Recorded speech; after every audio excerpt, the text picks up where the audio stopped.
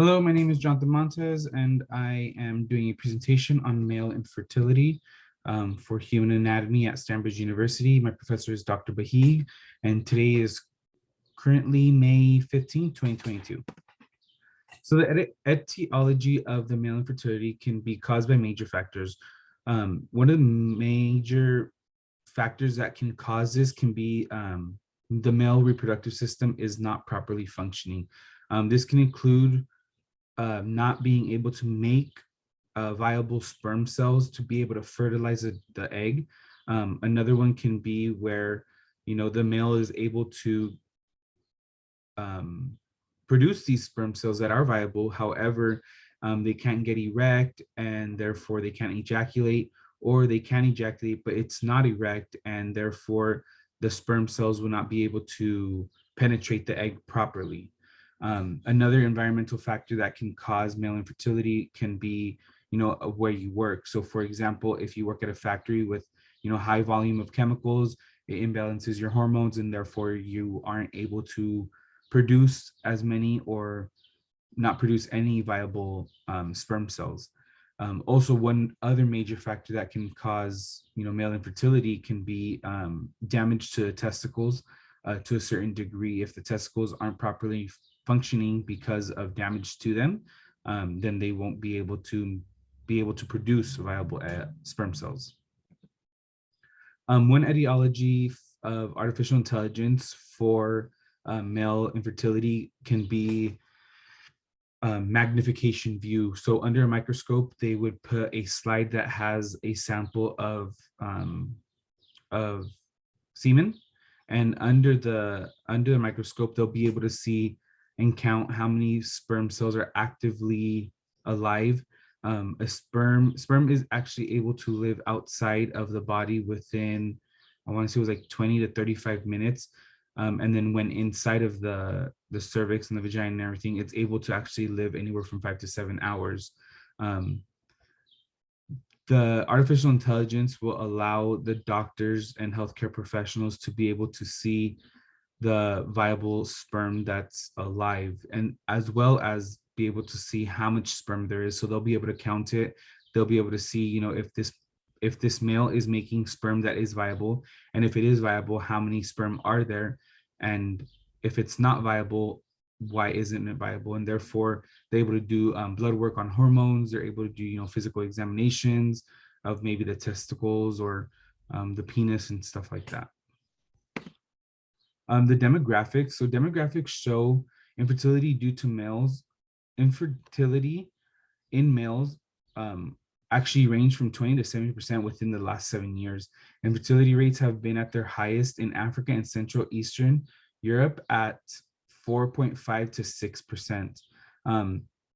I've also noticed when reading about the demographics that Northern America, Australia, and Central and Eastern Europe have been most affected. And I was actually reading about why it's been most affected, and because of the foods that they eat, they lack a lot in hormones.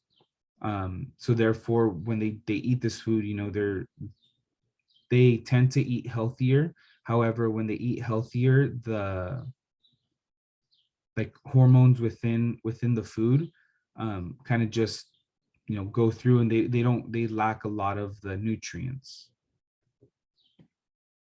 So the anatomy of the sperm cells. So on the left-hand side in the yellow and blue, you can see a chromosome, which is the head of which is at the very tip by the head of the sperm. And then you have the long tail. On the right-hand side, you could actually see the different types of hormones that get released. For example, from the hypothalamus, GnRH gets released, and then it goes into the pituitary gland, and then that therefore releases, germ cells, serotonin cells, Leydig cells, and it actually inhibits the sex hormone, and it's able to produce, viable cells and stuff like that. The anatomy. So the male reproductive system can include the hypothalamus, the pituitary, testicles, the epididymis, vas deferens, seminal vesicles, the prostate, and the urethra. So a lot of times, I know I listed, some glands which actually help produce what they don't produce. So some of the glands that I had listed, they release certain hormones, and then we have the testicles, the epididymis, the vas deferens, the seminal vesicles, the prostate, and the urethra that actually help transport the sperm from the testicles to its final destination. Many of these reproductive organs play a big role. Some secrete hormones allowing the production of sperm cells, and others are part of transportation of the sperm. When a certain area of these factors is not aligned, the male can have fertility problems. So, for example, if the hypothalamus doesn't secrete the GnRH, a lot of times it won't allow the sperm to be viable. Or, for example, if the vas deferens is cut off, like, for example, a vasectomy, there's no way that the sperm can go from the testicles into the vas deferens and then into the final destination. And all of this can cause low sperm production or abnormal sperm function, or even blockage that prevents from delivering the sperm. So the physiology, one of the major problems with male infertility can be due to the epididymal dysfunction. This can be caused by fetal intrauterine exposure to estrogen. And then also we also have, chemical toxins, like I explained earlier, various drugs that can also affect this. So like some medications can cause short-term male infertility. Rarely do medications cause long-term male infertility, but it is possible.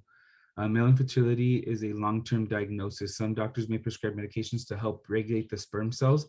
However, many factors can contribute to not keeping the sperm cells viable.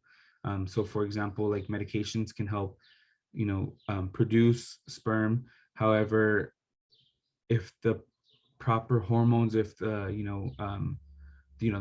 certain temperature is not the same or normal within the body, the sperm cells can die. So some symptoms and some signs and symptoms a male might see with male infertility can be problems with sexual functions. One example can be difficulty ejaculation or small volume of fluids when ejaculating.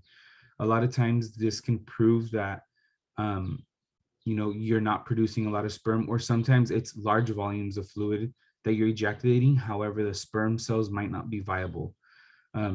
Reduce sexual desire for his partner. So that's another one. So along with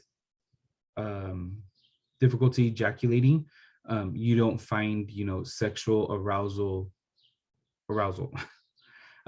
Also, maintaining an erection while having sexual intercourse can be a major symptom. So a lot of times when males go to the doctors because they think that they have, erectile dysfunction, a lot of times they end up finding out that it's not erectile dysfunction and it's more of the hormone imbalance.